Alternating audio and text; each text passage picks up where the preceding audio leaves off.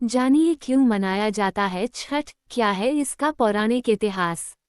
उत्तर प्रदेश और खासकर बिहार में छठ का विशेष महत्व है। छठ सिर्फ एक पर्व नहीं है, बल्कि महापर्व है जो पूरे 4 दिन तक चलता है। नहाए खाए से इसकी शुरुआत होती है, जो डूबते और उगते हुए सूर्य को अर्घ्य देकर समाप्त होती है। ये पर्व साल में 2 बार मनाया जाता है, पहली बार चैत्र में और दूसरी बार कार्तिक में।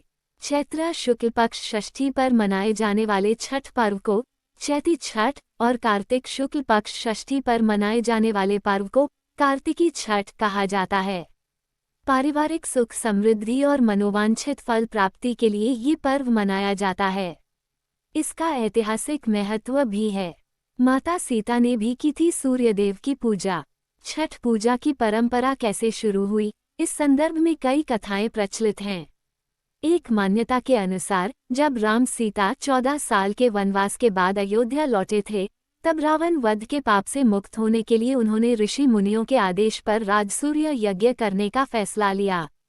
पूजा के लिए उन्होंने मुग्दल ऋषि को आमंत्रित किया। मुग्दल ऋषि ने मां सीता पर गंगाजल छिड़ककर पवित्र किया और कार्तिक मास के शुक्ल पक्ष की षष्ठी तिथि को सूर्यदेव की उपासना करने का आदेश दिया। इससे सीता ने मुग्दल ऋषि के आश्रम में रहकर 6 दिनों तक सूर्यदेव भगवान की पूजा की थी। सप्तमी को सूर्योदय के समय फिर से अनुष्ठान कर सूर्यदेव से आशीर्वाद प्राप्त किया था। महाभारत काल से हुई थी छठ पर्व की शुरुआत। हिंदू मान्यता के मुताबिक कथा प्रचलित है कि छठ पर्व की शुरुआत महाभारत काल से हुई थी। इस पर्व को सबसे पहले सूर्यपुत्र कर्ण ने सूर्य की पूजा करके शुरू किया था। कहा जाता है कि कर्ण भगवान सूर्य के परम भक्त थे और वो रोज घंटों तक पानी में खड़े होकर उन्हें अर्घ्य देते थे।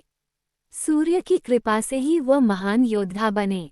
आज भी छठ में अर्घ्य दान की यही परंपरा प्रचलित है। द्रौपदी में भी रखा था छठ व्रत। छठ पर्व के बारे में एक कथा और भी है।